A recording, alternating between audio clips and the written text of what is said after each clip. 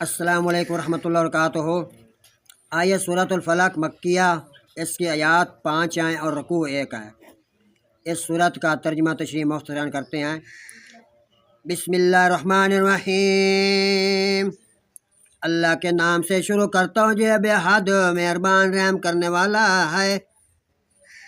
قل اعوذ برب الفلق، تو کہہ دو میں مخلوق کے رب کی پناہ پکڑتا ہوں۔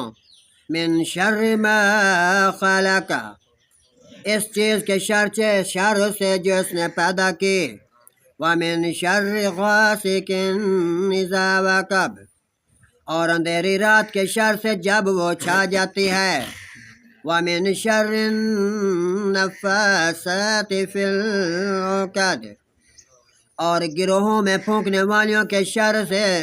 ومن شر حاسد اذا حسد، اور حسد کرنے والے کے شر سے جب وہ لوگ حسد کرتے ہیں اور حسد کرے۔